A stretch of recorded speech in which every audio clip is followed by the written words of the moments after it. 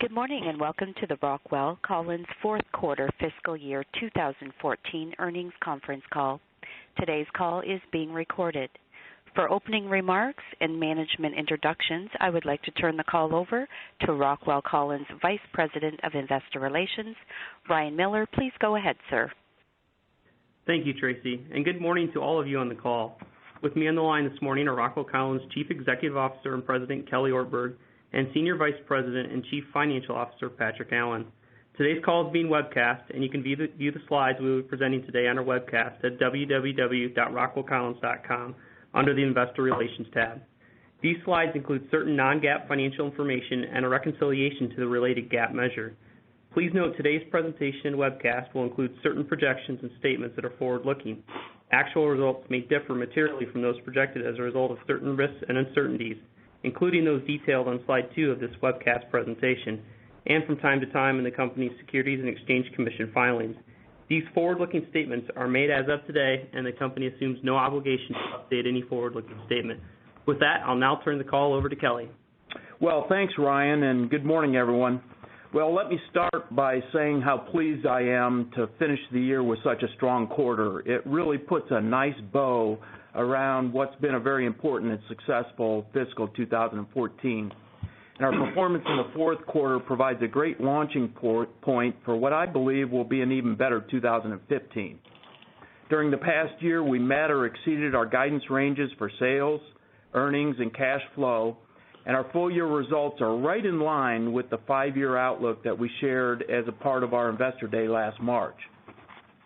Now, if you recall, at that time I said that we would increase shareowner value by accelerating our top-line growth, expanding our free cash flow, and focusing on a deployment of capital that balances growth with shareowner returns.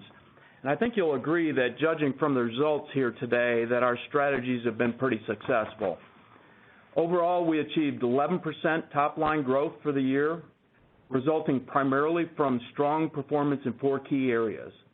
First, our commercial OEM business grew 9%, driven by higher 787 and narrow-body rates, and that's been amplified by our market share gains in the air transport segment.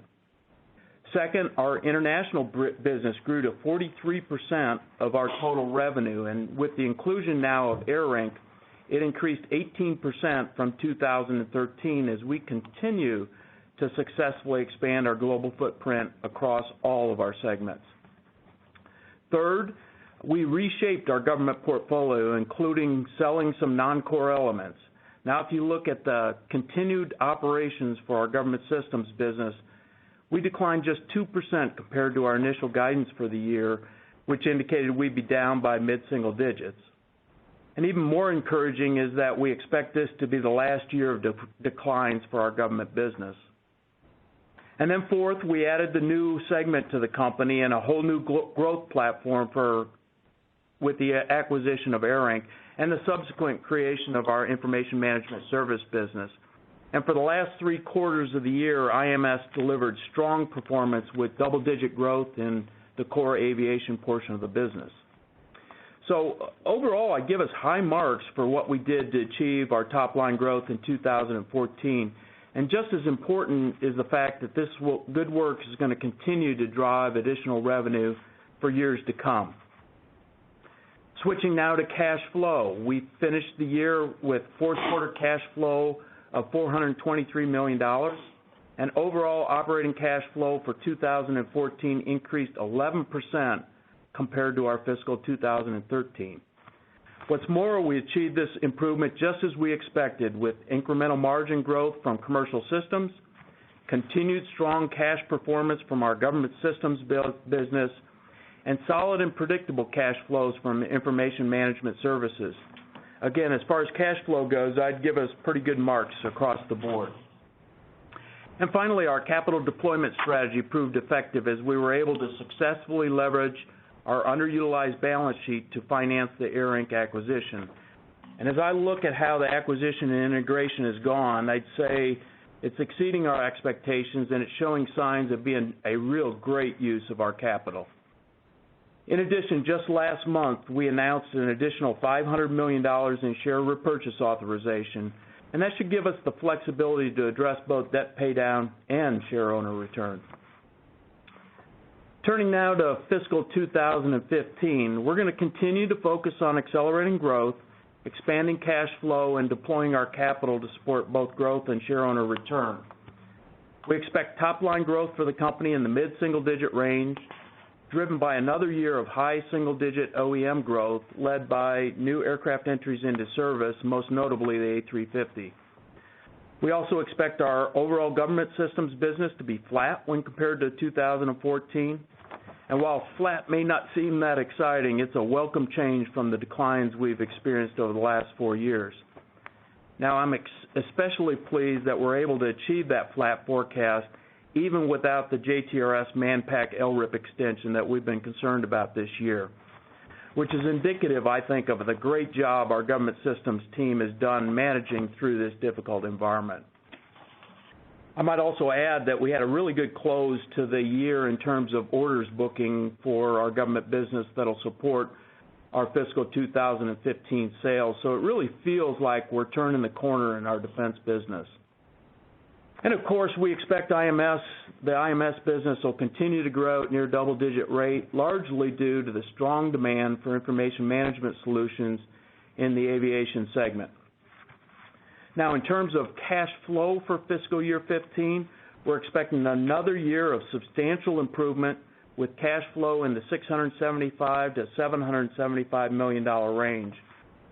This increase will be fueled by margins in both, or incremental margins in both commercial systems and information management services, and reduced company-funded spending on deferred engineering. Now, you should also expect to see higher levels of customer funding in our commercial systems business, primarily from new international development work. So customer funding is going to be a key ingredient of our continued cash flow improvement. And finally, we're committed to maintaining our capital deployment strategy. We'll be looking for growth opportunities while continuing to return capital to share owners through additional share repurchase. So in summary, 2014 was a really good year, and I like how we finished the fourth quarter. It tells me our strategies are working, and I believe we're positioned to carry this momentum into fiscal 2015. And so what I'd like to do now is turn it over to Patrick and have him walk us through the details of the financials. Thanks, Kelly, and good morning to everyone as well. I'd now like to walk you through today's presentation slides that summarize our results for the fourth quarter of 2014. I'll begin on slide 3, where we highlight our total company fourth quarter sales, earnings per share, income from continuing operations, and shares outstanding. Total company sales for the quarter increased $183 million, or 15%, compared to the fourth quarter of last year. Our fourth quarter sales included $144 million of revenue from the ARINC business acquired in December this year. Income and earnings per share from continuing operations were about flat for the quarter.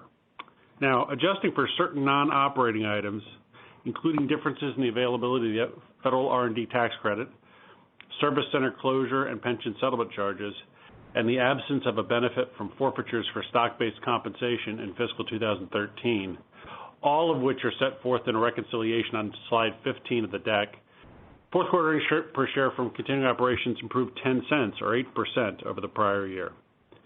In addition, incremental operating earnings from commercial systems and information management services were partially offset by lower operating earnings from government systems and higher interest expense from the debt financing for the ARINC acquisition. As we turn to slide 4, commercial systems achieved revenue of $639 million in the quarter, up 12% from $571 million in the fourth quarter of 2013. Sales related to aircraft OEMs increased $70 million, or 23%, to $380 million, primarily due to increased deliveries for Boeing 787 and 737 aircraft, increased customer-funded development, higher sales for Chinese regional aircraft, including the MA-600 and ARJ-21, and initial hardware deliveries to support the A350 entry into service. Now, aftermarket sales were about flat during the quarter, as higher service and support sales were offset by the completion of a large head-up display retrofit and a large sale of simulation and training equipment, both of which occurred in the fourth quarter of 2013. Similar to what you saw this quarter and last quarter, we're going to have some pretty tough comps in the first quarter of 2015 for air transport aftermarket due to a number of lumpy retrofits and spare sales. As an example, if you remember, we had a large 787 spare sale in the first quarter of 2014. Once we get past the first quarter, we don't expect air transport aftermarket to have as difficult comps for the rest of 2015.